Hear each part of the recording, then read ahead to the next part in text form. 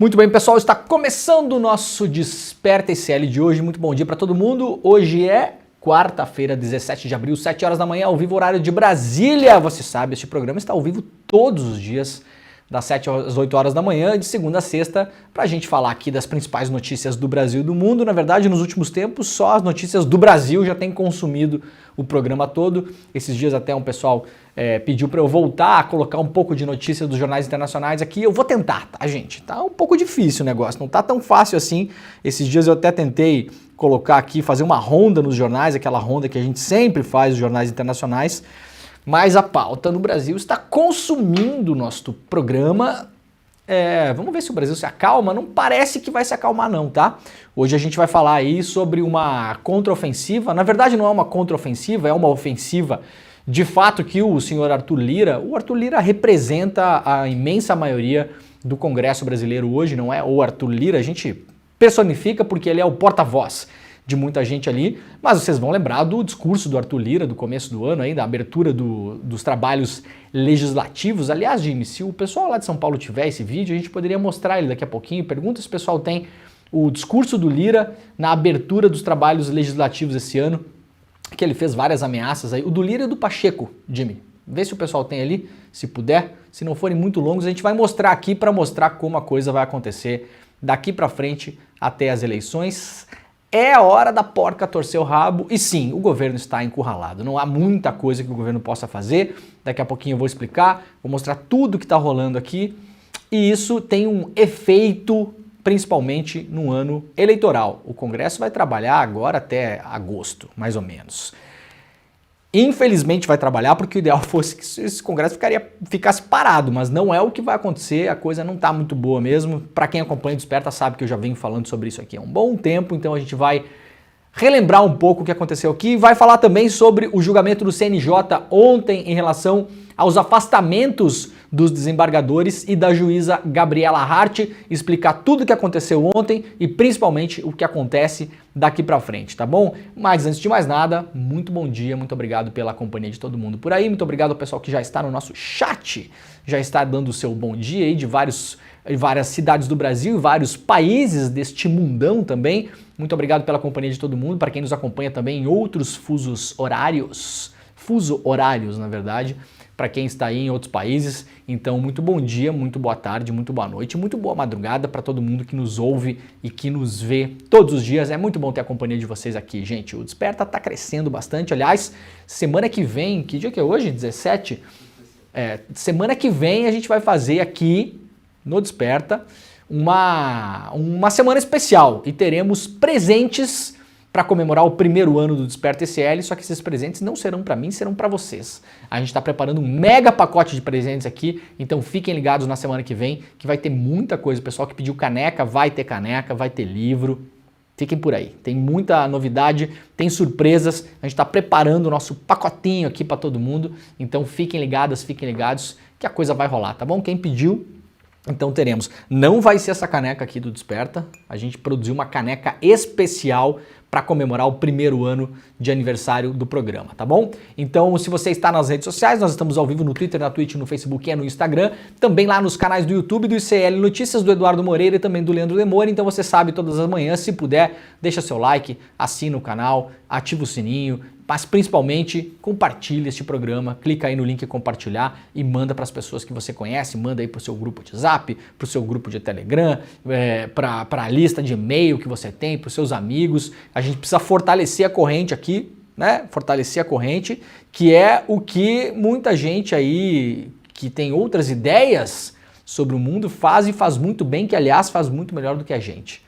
Muito melhor do que a gente tem que reconhecer, porque o pessoal é agilizado, é esperto, não gasta muito tempo em picuinha, em debatezinho, em disputazinha eleitoral para saber quem é mais esperto que o outro. A galera vai lá, se junta e Mira pra frente e vai embora. Tá faltando isso no campo progressista também, galera. Tenho falado há um bom tempo. Vamos lá, então, vamos fortalecer. É importante. Às vezes você tá aí ouvindo e tal, acha que não muda nada se você compartilhar o programa com uma pessoa, com duas, muda sim. A gente começou a audiência aqui do Desperta no ano passado com 5, 6 mil pessoas nos acompanhando todos os dias. Hoje a gente tá com quase 20 mil todos os dias, fora os nossos parceiros da Rede Desperta, que a quem eu já dou o meu bom dia, meu muito obrigado, o pessoal da TV Quirimurê, lá na Bahia, em Salvador e Grande Salvador, que passa o programa ao vivo também, TV aberta, se você quiser assistir, não precisa gastar aí a sua internet.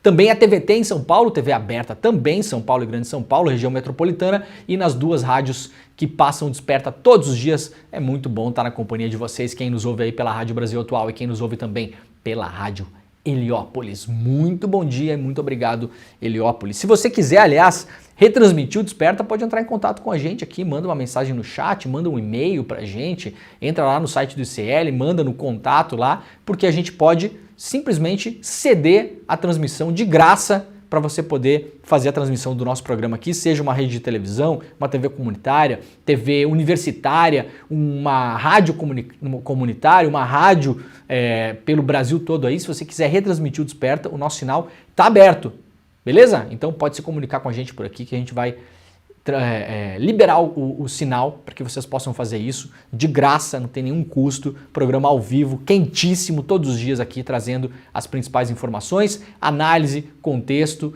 e informações também de bastidores, informações exclusivas para a gente poder entender um pouco o que é que está acontecendo por aí, tá? Olha só, a gente vai ter um super evento no domingo agora, que é um evento com a filha do Che Guevara, a Aleida Guevara. O Edu Moreira foi até Cuba, foi até Havana, fez uma super entrevista com ela para falar um pouco sobre a vida do Che Guevara, uma história muito pouco contada no Brasil, deveria estar aí nos livros escolares, não está, né? Ai, comunista, não sei o que, é história da América Latina, pulsando, né? Muito mais importante do que a gente gastasse um super tempo para a história da Mesopotâmia e do Egito, não sei o quê. Não que não seja importante, claro que é, mas ao menos o tempo que eu estive na escola, a gente passava mais tempo estudando história europeia e de outras civilizações do que a própria história do Brasil como a gente conhece. A história do Brasil a gente ficava lá, principalmente na época lá da chegada da família real e o Cabral e não sei o quê, né? E assim, eu não tive nenhuma aula sobre a história da América Latina, um pouco mais recente, por exemplo, a história da grande figura do Che Guevara, né? As pessoas poderiam lá na escola, os pais, concordar, discordar, gostar, desgostar, o que importa é que essa é a história da América Latina. Muita gente no Brasil, humanista, progressista, de esquerda, seja lá, chame como você quiser, tá cada vez mais nublado esse céu, né? Não conhece a história do Che Guevara, não sabe a história do Che Guevara. Então a gente vai fazer aqui uma aula magna para quem conhece e conhecer um pouco mais, porque afinal é a filha do Che contando histórias que ninguém conhece sobre a vida dele, que não são compartilhadas no Brasil, e para quem não conhece nada, conhece só a figura, no domingo agora, às 8 horas da noite, a gente vai fazer essa super aula ao vivo, exclusiva e grátis aqui no ICL. Você pode acessar despertaicl.com.br, despertaicl.com.br para fazer sua inscrição. É só colocar o seu e-mail, clicar em enviar, só isso. Vai demorar exatamente 4 segundos e meio, esse é o tempo que vai demorar para você fazer isso. E aí vocês todos serão informadas e informados no domingo sobre o link para acessar para poder acompanhar essa aula. A última grande aula que a gente fez 2 semanas atrás foi um sucesso absoluto. A gente teve aí em 24 horas mais de 200 mil pessoas que assistiram a aula e depois foi muito mais do que isso, eu não acompanhei mais as estatísticas, mas é realmente impressionante o que o ICL tem feito, colocar num domingo as pessoas para colocar coisa legal dentro da cachola, para entender o que está acontecendo no mundo, para entender a história, para concatenar com o que acontece no mundo hoje.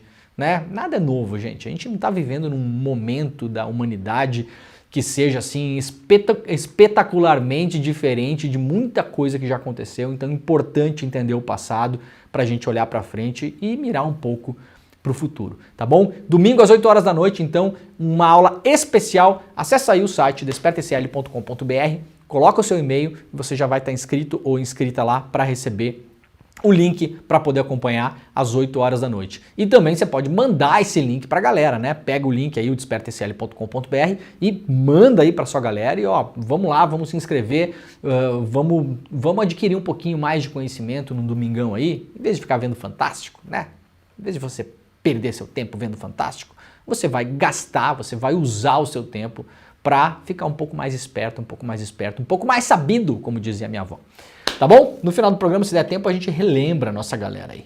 Muito bem, já temos aí 6 mil aparelhinhos conectados na internet, fora as nossas transmissões nas redes de TV e rádio que acompanham o nosso programa. Vamos lá começar com as notícias de hoje. Primeira onda de frio do outono se concentra no sul e no sudeste e começa nesta quarta-feira. Já começou, né, Jimmy?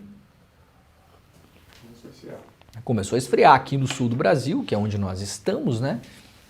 Onde este nosso maravilhoso estúdio aqui está montado. Muita gente pergunta se esse estúdio é fake, né, Jimmy? Esse estúdio não é fake.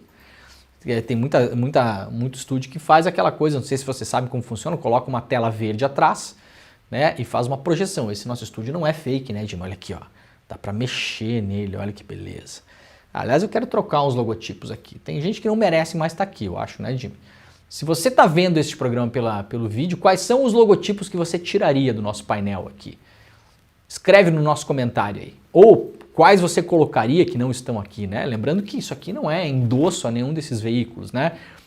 Isso aqui é uma amostra dos veículos aí mais relevantes e tal, que a gente muitas vezes usa aqui de maneira crítica, inclusive, né? Eu estava fazendo muito programa, eu me posiciono aqui para fazer o programa, para fazer o N1 e o N2, e aí ficava bem em cima da minha cabeça o logotipo do jornal o Globo aqui, aí tava me incomodando, eu consegui me organizar ali direito para não ficar aparecendo muito, senão eu já ia arrancar esse adesivo daqui e botar outra coisa, né?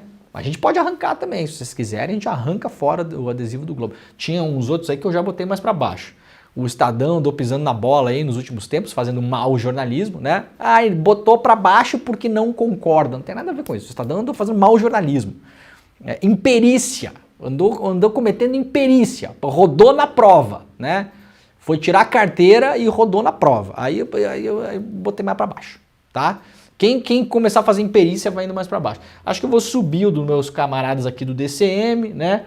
Quem mais tá por aí? A Carta Capital tá lá embaixo, dá para subir também. Tem a Fórum por aqui, né?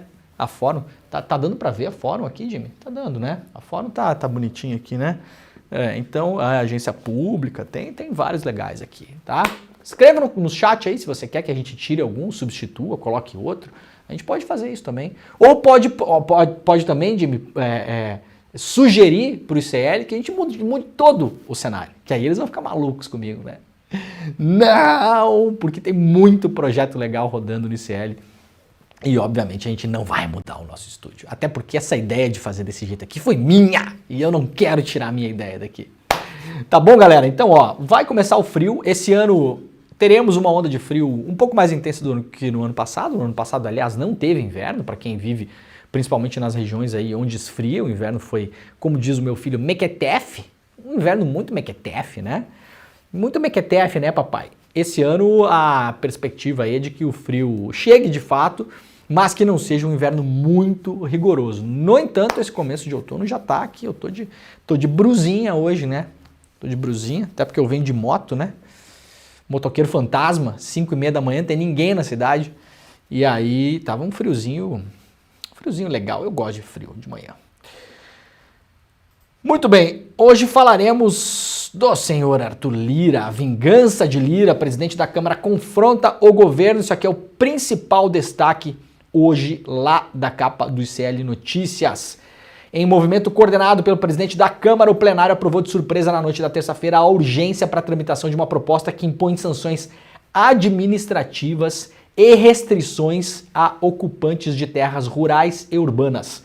O PL 895 de 2023, um dos itens do combo de medidas que buscam dificultar a ação do MST, foi aprovado em regime de urgência ontem.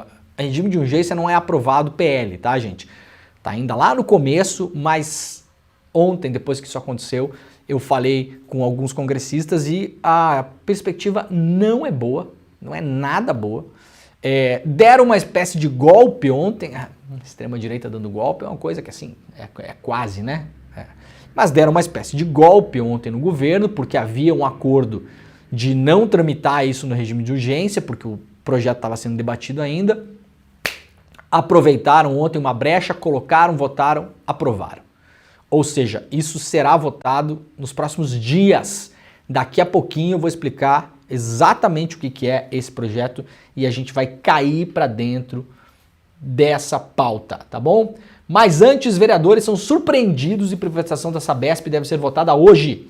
Anúncio foi feito pelo presidente da Câmara, Milton Leite, lá em São Paulo. Antes, o PL será votado simultaneamente em todas as comissões. A votação sobre a privatização da Companhia de Saneamento Básico do Estado de São Paulo, no município de São Paulo, deve acontecer nesta quarta-feira, portanto hoje, conforme anunciado pelo presidente da Câmara Municipal, Milton Leite, do União Brasil, em reunião de colégio de líderes na tarde de ontem. Isso aqui é uma notícia lá do site Brasil de Fato, republicada pelo site do ICL Notícias. Em outras palavras, ocorre ainda hoje a votação do projeto em todas as comissões pelas quais precisa passar de forma simultânea.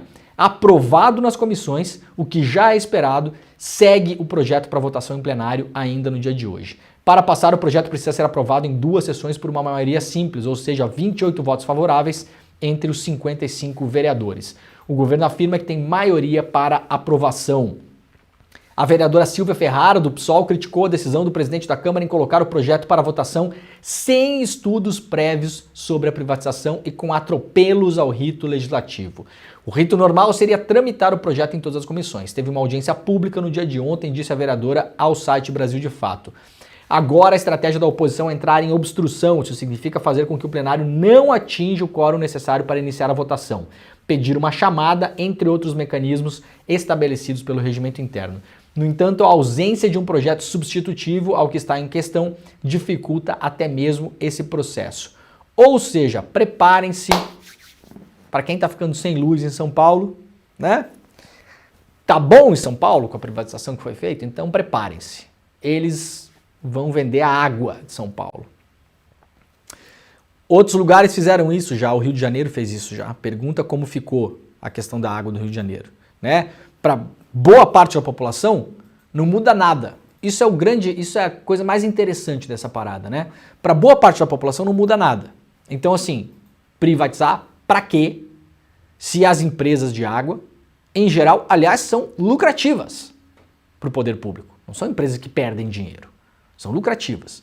Então, se não é para mudar nada, o único objetivo é pegar e colocar na mão dos brother. É isso. Coloca na mão dos brother. Gente, pensa o seguinte, e para muita gente piora muito o serviço, obviamente, né? A gente está vendo com as empresas de energia elétrica em São Paulo, no Rio Grande do Sul, em vários outros estados do Brasil. Goiás, vários estados. As privatizadas pioraram o serviço. Pense o seguinte, se fosse um mau negócio fazer gestão de recursos como energia e água, ninguém ia querer comprar. Vocês não acham? Por que alguém vai querer comprar a Sabesp? A Sabesp é um grande problema. Por que alguém vai comprar a Sabesp, então? Não faz muito sentido, vocês não acham? Mas é o caminho que está se tomando. Em vários lugares do mundo onde privatizaram serviços de água, que são serviços essenciais, você não tem escolha, não dá para pegar na sua casa, né, Odimi, e mudar a mangueira. Não, eu não quero mais a água da Sabesp, eu quero de uma outra. Não, é fornecedor único. Vai colocar a população toda na mão de um fornecedor único de um ente privado, que vai começar a decidir preço e dane-se. Problema seu. Vários lugares do mundo foram revertidas as privatizações das companhias de água. Na Alemanha, em vários países. E o Brasil, para variar, caminhando na contramão da história, dificilmente a oposição lá em São Paulo vai conseguir frear esse projeto. Vamos lá para a Folha de São Paulo. Órgão eleitoral da Índia manda o Twitter derrubar publicações de políticos e o Elon Musk obedeceu. Ué, não entendi direito. Cadê a ditadura do judiciário? Isso aqui não é nem judiciário, tá, gente? Isso aqui não é nem judiciário. Isso aqui não tem ação judiciária, não tem nada. Há poucos dias da eleição, o governo indiano, através do seu primeiro-ministro, Modi, mandou derrubar publicações de políticos e partidos políticos da oposição, claro, na Índia. O Elon Musk, o Twitter soltou uma nota lá, né? Não concordamos, a liberdade de expressão é importante e tal, mas a gente vai cumprir. É diferente, né, o tratamento, assim, a Índia faz de um jeito diferente, né? O jeito diferente da Índia, por exemplo, é estar negociando com o Elon Musk para derrubar impostos para a construção de uma fábrica da Tesla lá, para produzir carros elétricos. É um jeitinho diferente, né? Para quem não sabe, tem muita fábrica na Índia que produz coisas para vender no mundo todo, né? Não é só a China que produz. Motocicletas, por exemplo, tem algumas motocicletas que chegam ao Brasil que são produzidas na Índia. Então, assim, a liberdade de expressão na Índia, ela tem um jeitinho diferente do Brasil, né?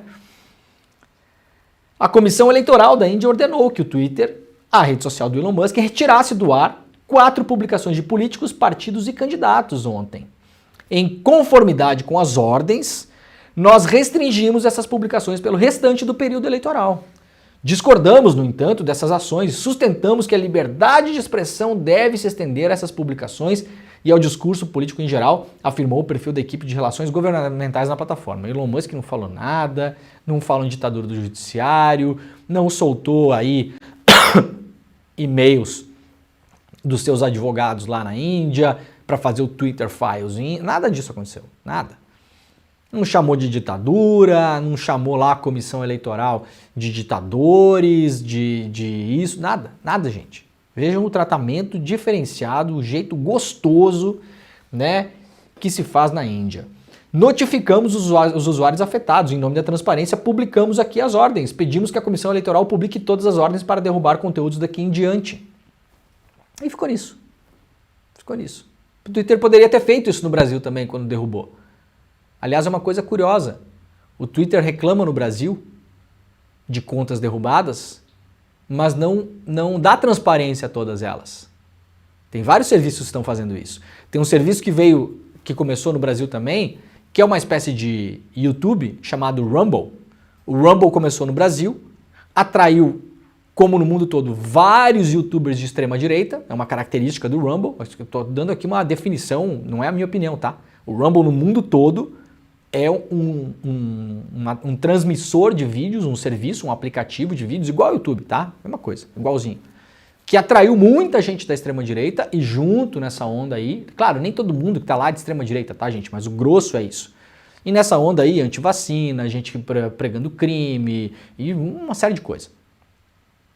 O Rumble disse que saiu do Brasil no ano passado. Não, a gente vai sair do Brasil porque o assédio judicial é muito grande e estão aí com vários processos no Rumble para a gente derrubar conteúdos. Quais conteúdos? O Rumble não disse. É curioso, né? Vocês não acham curioso? Se fosse uma coisa assim, assintosa, absurda, vejam só, os tribunais do Brasil querem derrubar aqui esse escritor que fica lendo livro para criancinhas. Se fosse uma coisa assim assintosa, vocês não acham que eles publicariam os perfis e os conteúdos que deveriam ser derrubados do Rumble? Senhores do Rumble, quais foram os conteúdos que foram derrubados? Coloquem publicamente aí pra gente ver. Será que tem coisa lá que quando eles publicarem as pessoas vão olhar e falar, opa, realmente isso aqui não dava pra colocar aí no ar não, né? Vocês estão viajando, né? Ai. Então tá, Elon Musk, na Índia é um pouco diferente. Isso aqui é o Xandão da Índia, né? Eu fiquei procurando, não achei a foto, né? Aqui é o Xandão, ó, lá da Índia. Será que é esse cara aqui? Não sei, pra quem sabe. O Elon Musk, pode começar a brigar com ele, viu? Já mandei a foto no Twitter aí. Posta a foto do Xandão da Índia e manda ver lá pra reclamar com eles lá também. Bom, o CNJ revogou ontem o afastamento da Gabriela Hart e do atual juiz da Lava Jato. Com votação apertada, o Conselho Nacional de Justiça revogou na terça-feira o afastamento da juíza Gabriela Hart, que foi substituída de Sérgio Moro na 13ª Vara, e do atual titular da Vara da Lava Jato, Danilo Pereira Júnior. Eles e outros 3 juízes que atuaram em processos relacionados à Operação Lava Jato haviam sido afastados nessa segunda-feira pelo corregedor do órgão, o ministro Luiz Felipe Salomão. Na verdade está errada a contagem aqui. Eles e outros 2 juízes, são 4 os afastados. Foram mantidos, porém, os afastamentos dos juízes federais do Tribunal Regional Federal da 4ª Região, Carlos Thompson Flores e Loraci Flores de Lima. Quem abriu divergência sobre o voto de Salomão foi o ministro Luiz Roberto Barroso, que se manifestou por revogar o afastamento dos 4 magistrados. A sessão foi marcada pela divergência de posições entre os dois. Apesar de votar contra o afastamento, Barroso pediu vista sobre a possibilidade de abertura desse processo contra os magistrados. Vamos lá então, o que aconteceu ontem? Anteontem, Corregedor Nacional do CNJ afastou 4 juízes. O juiz titular atual da Lava Jato, Danilo Pereira, a ex-juíza da Lava Jato, 13ª Vara também, a Gabriela Hart, e 2 desembargadores do TRF4. Cada um ali por motivos diversos. Basicamente, os 3, o Danilo e os 2 desembargadores, por contrariarem decisões do Supremo Tribunal Federal, e a Gabriela Hart envolvida naquele grande rolo da Fundação Lava Jato, que eu já expliquei ontem aqui, vou explicar rapidamente de novo aqui para quem perdeu o programa de ontem. O que aconteceu no CNJ ontem? Divergência, votação, e aí aquela clássica decisão judicial que é, segundo alguns juízes, a decisão judicial perfeita, a decisão judicial que desagrada todo mundo, né? Ah, você está pedindo lá 100 mil reais porque não sei o que e a outra pessoa não está pedindo nada. Aí o juiz vai lá e faz uma multa de 35. Aí quem tem que pagar fica puto, quem tinha que receber fica puto e está tudo resolvido.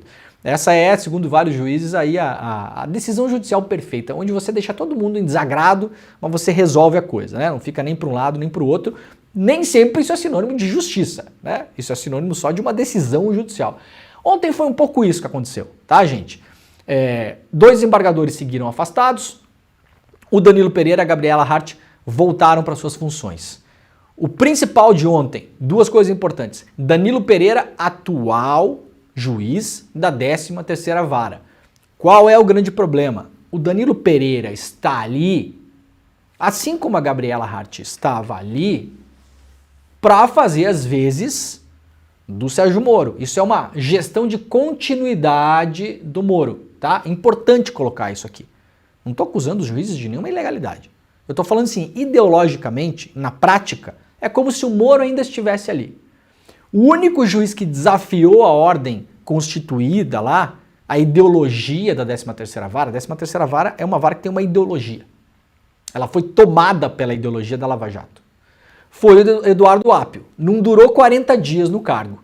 Mas graças ao Apio, o que está acontecendo no CNJ hoje é graças às suas decisões. O que o Apio fez de tão grave para ser afastado? Deu publicidade a alguns casos que estavam enterrados na Lava Jato e submeteu alguns procedimentos da Lava Jato que ficavam ali entre Curitiba e Porto Alegre, que não iam para lugar nenhum, e em alguns casos até ameaçavam as pessoas que queriam falar. 2 exemplos clássicos, Tacla Duran e Tony Garcia, que são 2 pessoas que estavam falando várias coisas importantes, relevantes e muito sérias em relação à atuação dos procuradores e do juiz da Lava Jato, o senhor Sérgio Moro, o ex-juiz. Essas pessoas, segundo elas contam, e pelas movimentações também dos tribunais, estavam ali sendo coagidas e ameaçadas para calar a boca. O caso do Tony Garcia é um caso clássico. O Tony Garcia sentou na frente da Gabriela Hart e contou para ela toda a história dele, de como o Moro cooptou ele, prenderam o Tony, fizeram um acordo com ele, o Tony começou a fazer vários trabalhos ilegais para o Sérgio Moro, na denúncia do Tony Garcia, de uma entrevista que primeiro foi dada lá atrás ao Joaquim Carvalho, jornalista lá no Brasil 247, depois esse caso foi escalando, né? Escalando, foi estourando. O Eduardo Apio conseguiu pegar esses procedimentos e enviar ao STF. Se não tivesse feito isso, o Apio, a gente não estaria vendo nada do que está acontecendo hoje aqui. Tá? Importante. O Danilo voltou para a 13ª Vara. E o doutor Danilo vem tendo alguma dificuldade, vamos colocar assim, de cumprir algumas ordens do Supremo Tribunal Federal, do ministro Dias Toffoli, para abrir os segredos da 13ª Vara. O que terá ali dentro que a gente não consegue ver, nossa sociedade brasileira? Grampos que nós não poderíamos ouvir? Gravações em vídeo que nós não poderíamos ver? De pessoas que falam coisas que a gente não deveria saber? Movimentações ali que a gente não, né? As contracapas dos processos, porque há há ali as capas dos processos que eram tocados pelo Moro e as contracapas. O que é que a gente não pode ver que está nas contracapas? Por que a gente não está podendo folhear as contracapas?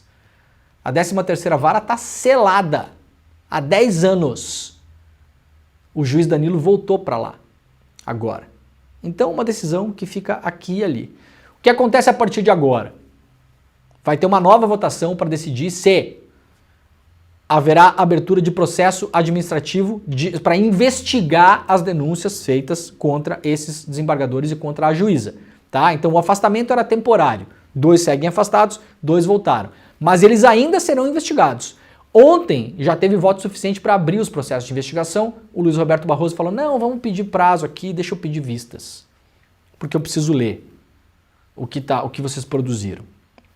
Engraçado que essas coisas de regimento, às vezes uma pessoa reclama que pediu vista porque não sei o quê. Daí a mesma pessoa que reclama que o Barroso ontem estava reclamando que tinha pedido de vista e reabertura do procedimento. Mas daí ontem ele pediu vista do procedimento e cada um vai jogando com as mesmas armas que hoje são boas, amanhã são ruins, depois são boas de novo e assim a coisa vai andando. Eu acho que tem que parar um pouco com essa hipocrisia dos tribunais também. Tá? E não se respeita mais o regimento. Aí você vai ver lá atrás, já foi feito 200 vezes de 5.000 modos diferentes e cada um vai tocando do jeito que dá e é a várzea absoluta. Você fica vendo muito lavajatista no Twitter, assim, parece que assim, até ontem a Justiça do Brasil ela era assim, um tribunal norueguês, né? Que até na Noruega tem porcaria que os caras fazem lá, que não tem sistema judiciário perfeito no mundo, vamos parar com essa ilusão. Mas você vendo ontem as manifestações, não porque descumpriu, porque não pode afastar com decisão, não sei o que, você vai no Google, tem as 800 decisões iguais àquela. Que a pessoa que está criticando agora nunca falou nada. Tá? Eu preferia abraçar aí a hipocrisia, tá? Dos regimentos internos, porque isso aí é uma várzea, gente. Cada um vai, é um jogo de poder, cada um puxa pro seu lado e tal, não sei o que, já desisti. Eu, sinceramente, já desisti. Eu espero que, pelo menos, investiguem, que é o caminho que está se tomando, tá? 2 caminhos agora importantes, rapidamente. Ao que tudo indica, o CNJ vai investigar, então, as denúncias. O afastamento era temporário, mas agora investiga-se as denúncias. Mesmo em cima da Gabriela Hart e do Danilo Pereira. Ontem não foi uma absolvição deles, eles só voltaram para o seu trabalho. Vai investigar para, eventualmente, puni-los administrativamente dentro do CNJ.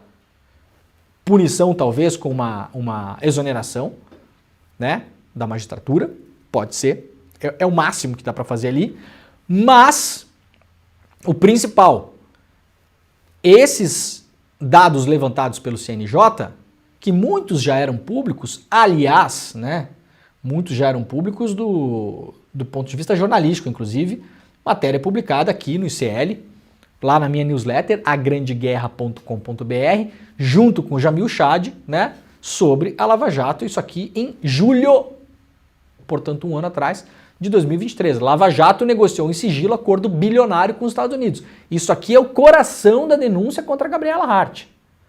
O ministro Salomão não citou essa matéria e não citou os diálogos da Vaza Jato e da Spoofing, que estão publicados aqui, porque eles não podem ser usados para incriminar ninguém. Então ele deixou claro ontem, na leitura do seu relatório, que não está usando diálogos da Spoofing. Assim ele elimina corretamente um argumento correto, que se usa no Brasil pelo menos até hoje, que você não pode usar prova obtida de modo ilegal para condenar uma pessoa. Então isso não está na correição que foi feita lá pelo CNJ, tá? Mas os casos são públicos. Tá aqui, ó. Os casos são publiquíssimos. Deixa eu ver aqui. Esse aqui é o esquema que eu expliquei ontem, né, rapidamente. Qual que é o esquema da Lava Jato em relação à Fundação Lava Jato? A Lava Jato fazia operações policiais, prisões preventivas, ou seja, colocava pessoas na cadeia por tempo indeterminado.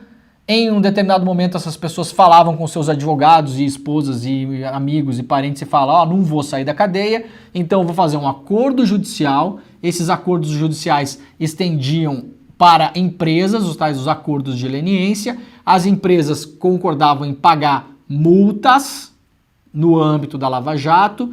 Em um desses casos em particular, uma multa da Petrobras, que foi paga nos Estados Unidos. Esse aqui é o esquema, tá, gente? Depois da multa paga nos Estados Unidos, houve um acordo dos Estados Unidos com a Lava Jato para que parte grande desse dinheiro voltasse para o Brasil e uma parte enorme desse dinheiro, numa primeira parcela de 800 milhões de dólares, 800 milhões de dólares, uma parte gigantesca disso, que passava de 2 bilhões de reais, iria parar no cofrinho do Deltan.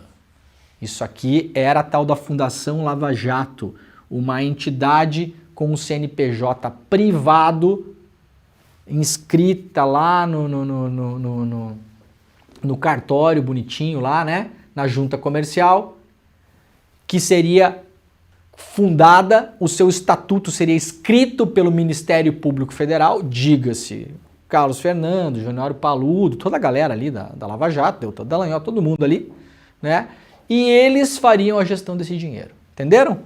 Operação policial, prisão, acordo, pagamento de multa. Até aqui o dinheiro é público, certo? Dinheiro roubado da Petrobras, nesse caso aqui, público. Desse acordo para frente, parte grande desse dinheiro passa a ser privada. Esse é o esquema, tá? Esse é o esquema. Gosta da Lava Jato? Não gosta. É a favor do Moro? É contra. Acha que estão perseguindo os heróis? Não sei o quê. Nada disso importa. Isso aqui é um fato. O acordo está documentado. Tá bom? Tem documento mostrando como seria a fundação, um CNPJ privado, que seria montado, o seu estatuto seria todo montado pelo Ministério Público Federal, diga-se, Lava Jato, a quantidade do dinheiro que seria depositado pela Petrobras, o prazo, a conta, isso está tudo em contrato, isso aqui não é o que alguém acha, o que alguém falou. Não tem nem delator nesse caso aqui, gente, tá? Não tem delator, não tem nada. Isso aqui é um caso documentado. Então você pode ser contra, a favor e tal, mas você deu o nome que você quiser para isso aqui. Isso pode ser agora investigado pelo CNJ para punições administrativas e pode virar, eu espero que vire, finalmente caso de polícia. O que no limite, a depender das apurações, das responsabilidades individuais de cada um, pode dar lá no final cadeia, tá? Isso aqui é um caso criminal, isso aqui é um caso de polícia. Beleza? Tá explicado? Então tá explicado, né, Jimmy? Bom, um pouco mais sobre a Gabriela Hart, se vocês quiserem conhecer essa história, nós publicamos também em abril do ano passado. As histórias vão envelhecendo, né? Impressionante. O obscuro negócio do pai da juíza Gabriela Hart que a Lava Jato ignorou. Jorge Hart Filho e uma escandalosa e lucrativa história de pirataria industrial. O pai da Gabriela Hart tendo acessos a documentações e segredos industriais sigilosos da Petrobras e depois esses segredos industriais e sigilosos indo parar no mercado privado, os caras passando a mão na Petrobras e registrando essa tecnologia, que era uma tecnologia da Petrobras para trabalhar as pedras de xisto em outros países como se fossem dessas empresas privadas. Isso aqui é um escândalo também, passou por debaixo do nariz da Gabriela Hart. Como levaram anos para investigar aquele outro esquema lá, da Fundação Criança Esperança, da Lava Jato, quem sabe daqui a alguns anos investiguem esse aqui também, né? Esse aqui, por enquanto, está parado. Plenamente documentado. Documento interno da Petrobras mostrando que o pai da Gabriela entrou com um computador marca Toshiba, modelo, série, dentro das dependências da empresa, plenamente documentado. Aqui, de novo, não tem delator, não tem quem diz que me diz, que não tem alguém que falou, não tem opinião de ninguém, não importa se você gosta ou não. Tem um monte de coisa que eu não gosto no mundo também, é assim que a vida é, né? Olha aqui, ó, tudo documentadinho, tudo bonitinho, tá bom? Aqui, documento, fotinha, documento, tudo bonitão lá. Quem quiser, é só ler lá na grandeguerra.com.br, beleza? Então vamos nós. Vamos lá direto para o Congresso. Bom, gente, o que está acontecendo agora é o seguinte. Temos o vídeo do Lira do começo da legislatura? Tem um vídeo de 9 minutos. Um vídeo de 9 minutos acho que é demais. O do Pacheco é muito grande também? Não Não tem do Pacheco. Tem um vídeo do Lira.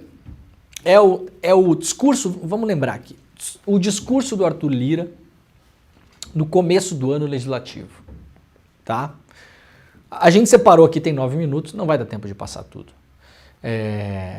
O pessoal aí Jimmy, se o pessoal souber o ponto lá que o Lira faz uma ameaça, dizendo que o parlamento não vai se acovardar, né?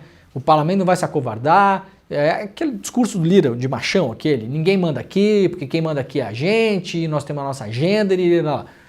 Bom, agora vai, tá? Agora vai. Qual o grande problema hoje do governo Lula? 2 principais. Primeiro, um problema eleitoral. Elegeu pouca gente. Quantos votos o governo tem na Câmara hoje? 110, 115, 120? Não passa disso. Dá para fazer alguma coisa com essa quantidade de votos? Não dá para fazer nada. Não dá para fazer absolutamente nada. Qualquer votação que for colocada em pauta, se a oposição se juntar, o grande centrão ali, PSD e União Brasil e não sei o quê, junto com o PL do Bolsonaro e os extremistas a bancada do agro, não sei o quê, se juntar, gente, passa qualquer coisa ali. Qualquer coisa mesmo. No Senado não é muito diferente. É um pouco melhor, mas não é muito diferente. O que eu quero dizer com passa qualquer coisa? Passa impeachment de ministro do Supremo. Passa a PEC da Bengala, que é para aposentar ministro do Supremo antes. Passa tudo o que quiser ali. Tudo. Pode passar muita coisa que é inconstitucional. Pode. Qual o grande problema disso? Quando o Congresso decide passar projetos que são francamente inconstitucionais, e faz isso de modo deliberado, isso vai estourar no Supremo. E isso vai aumentando a guerra Câmara e Supremo. O Supremo tem condições de aguentar esses embates por muito tempo? Não tem. Não tem. Porque se a Câmara e o Senado começam a abrir muitas frentes, eles vão tomar conta da pauta do Supremo e isso vai causar um desgaste público ainda maior do que já é hoje. O Supremo hoje é uma das instituições mais rejeitadas pela população. Da esquerda à direita. Tem gente da esquerda que também é contra, discorda do Supremo. Por motivos diferentes, claro, óbvio.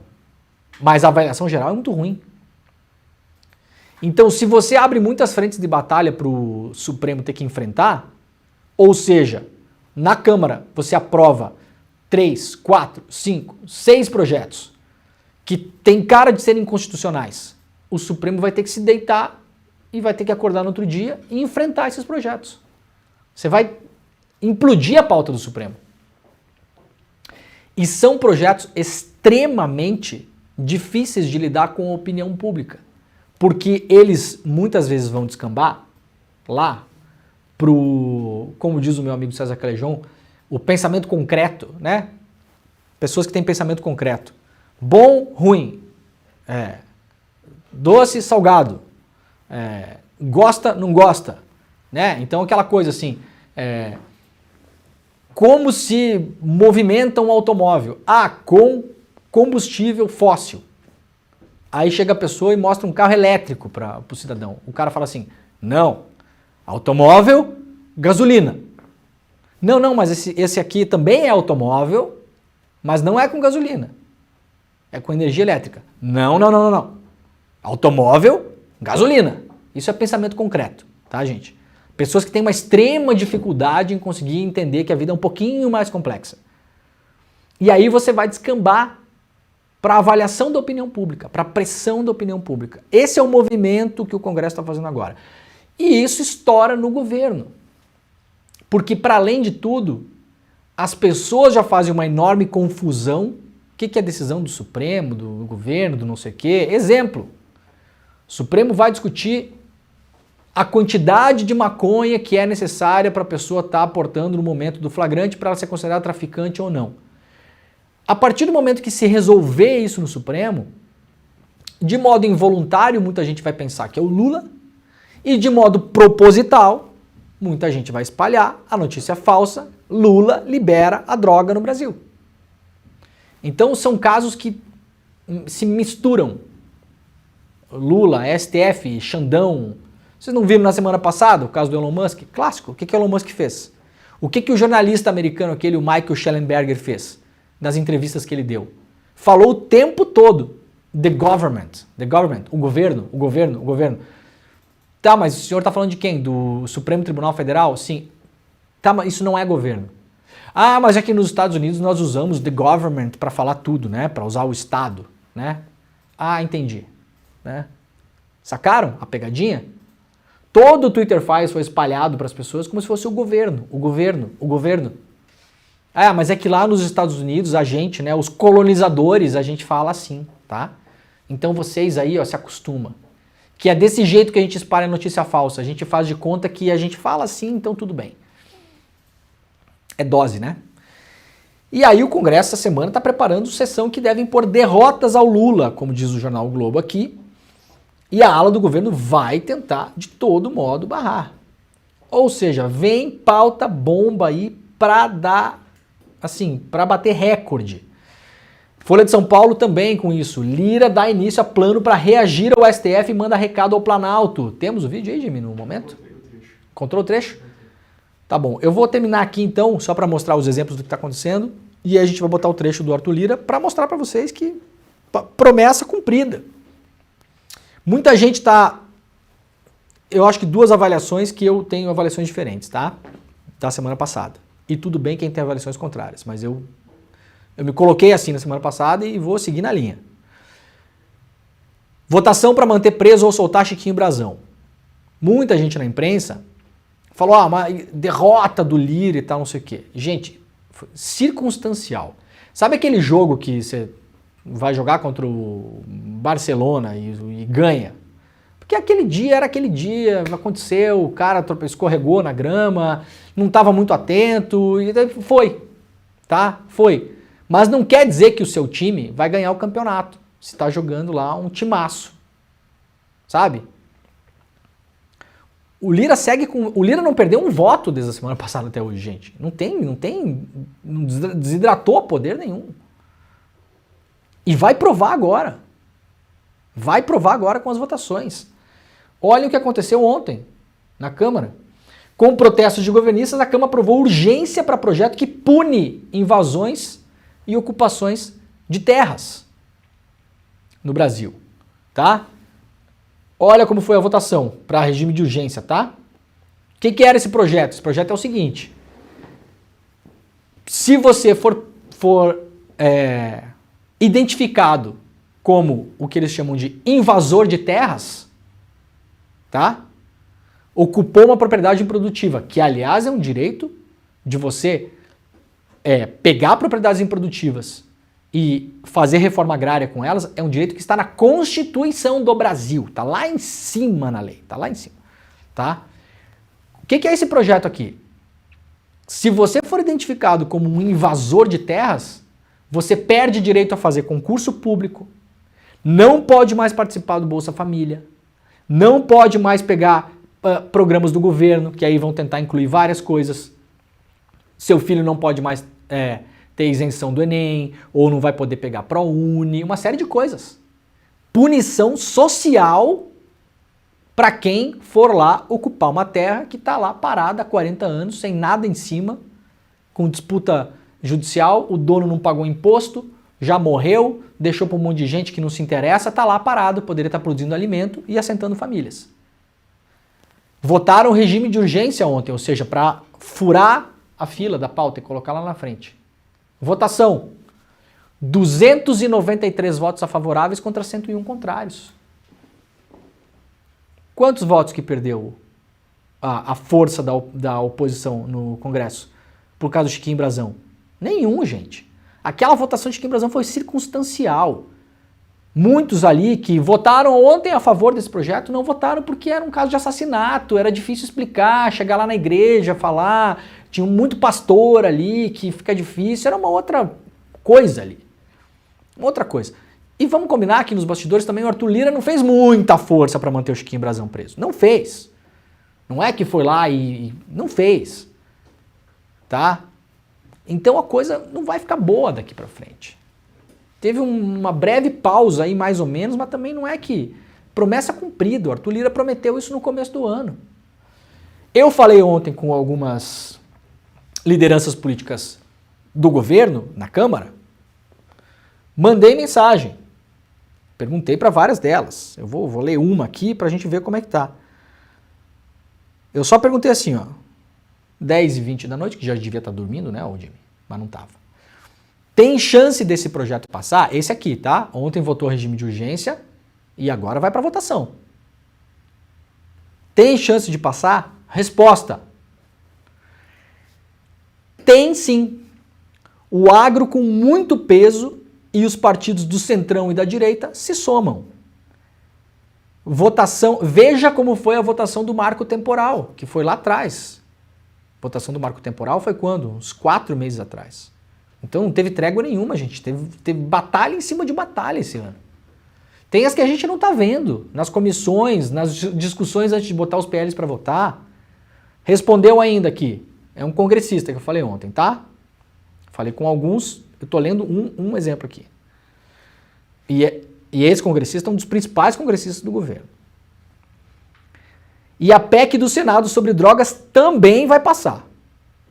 A gente vai tentar mitigar os abusos. Me respondeu ontem aqui. Qual que é a PEC do Senado? Senado aprova a PEC das drogas em resposta ao STF. O Senado aprovou ontem, em primeiro e segundo turno, a PEC, proposta de emenda da Constituição, ou seja, tem que ter mais voto ainda do que projeto de lei, e conseguiram. Mesmo que no Senado o Pacheco não tenha uma animosidade tão grande quanto acontece na Câmara hoje. O Pacheco quer concorrer ao governo de Minas, sabe que vai precisar da ajuda também do Lula e tal, o Pacheco está tentando se equilibrar ali, fazer um jogo dele ali. Mas essa bola aqui ele tocou para a direita fazer gol. 53 votos favoráveis contra 9 contrários.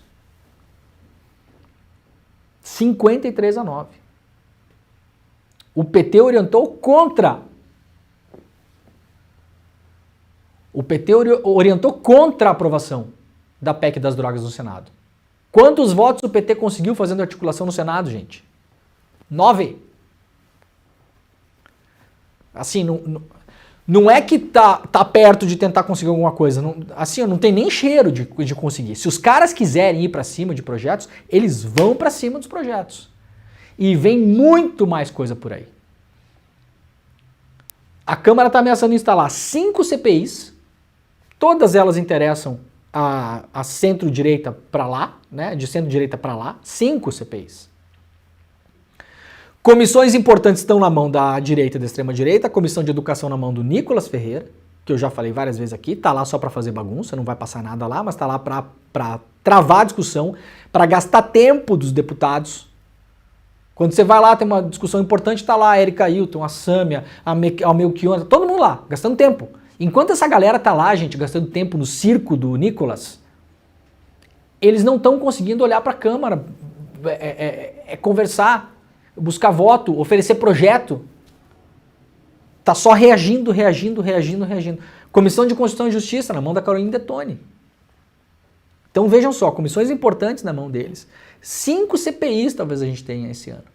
E vários projetos de lei que ontem já saiu notícia de que o Lira vai botar para votar.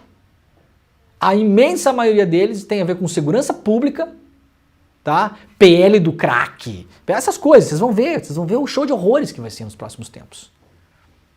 E metade dos PLs é negócios, business, tá?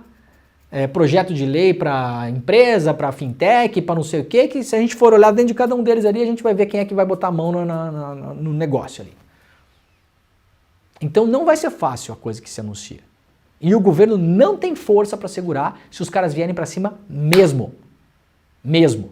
E tudo isso vai envolver o STF. Essa PEC das drogas aqui, do Senado, ela é absurdamente contrária ao que o STF está decidindo agora. O STF está justamente nesse momento tentando decidir quantos gramas é necessário para uma pessoa ser presa em flagrante por tráfico, usando uma lei que já existe. Aí o Senado, nesse exato momento, aprova uma emenda à Constituição do país para dizer que não tem esse negócio aí de quantas gramas. foi pego com 1 grama de maconha na rua, tá ferrado. Lei antidrogas.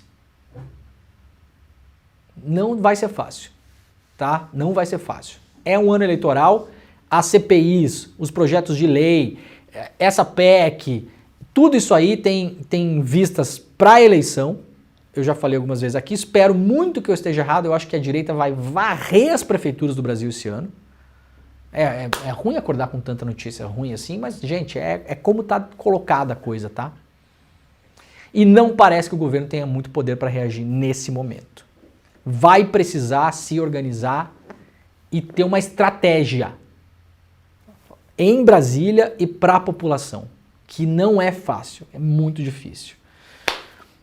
Temos o trecho aí, Jimmy? Vamos colocar um trechinho então pra gente lembrar, tá? Vamos colocar um trechinho pra gente lembrar o que Arthur Lira falou na primeira sessão da Câmara dos Deputados esse ano, no início da legislatura. Vamos lá, rapidamente, vai. No último de entregas e realizações, deixo aqui humildemente um importante recado. Não subestimem esta mesa diretora, não subestimem os membros do Parlamento e dessa legislatura.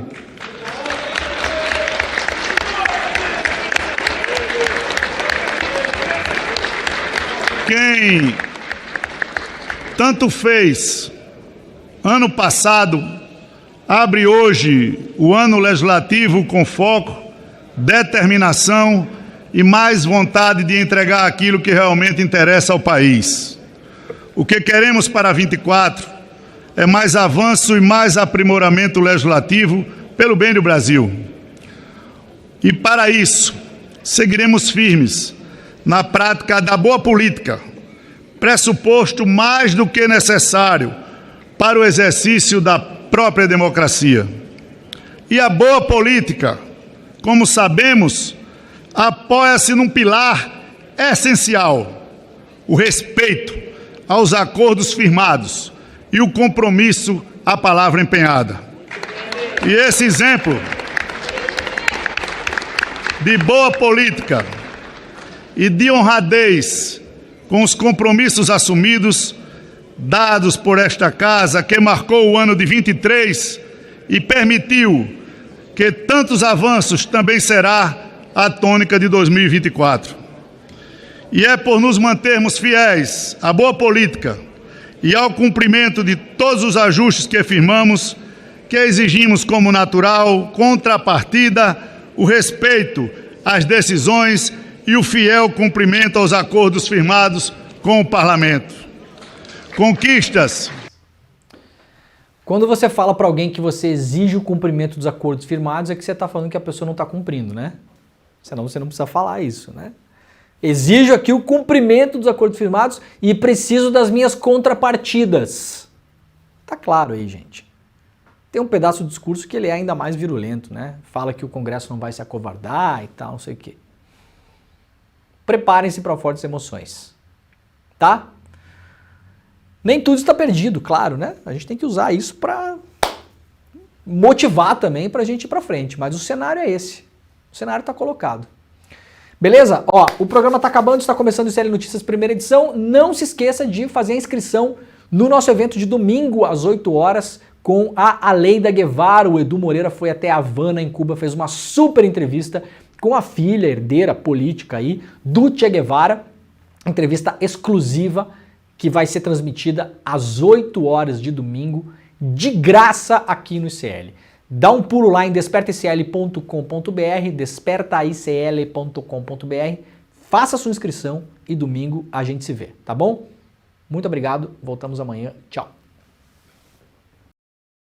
Che Guevara não foi apenas um homem. Ele se tornou um símbolo mundial de esperança, de mudança, de revolução. Sob a sombra do capitalismo selvagem, opressor, Che Guevara e seus amigos ergueram em Cuba a bandeira da luta pela resistência, pela justiça e pela solidariedade. Graças à visão e à ação do Che, inspirada no socialismo, a sua voz continua ressoando pelas ruas de Havana e para além dos mares cubanos, moldando a história de muita gente, sobretudo os jovens. A Leida Guevara é médica, pediatra, é argentina e cubana ao mesmo tempo, filha do Che, e ela faz numa entrevista exclusiva e inédita com Eduardo Moreira um relato sobre o legado de seu pai, sobre a importância da mensagem de Guevara para o mundo atual. Vai ser domingo, dia 21 de abril, às 8 da noite. Não fique de fora, garanta sua vaga para assistir Guevara até a vitória sempre. Vamos manter essa ideia circulando no mundo de hoje.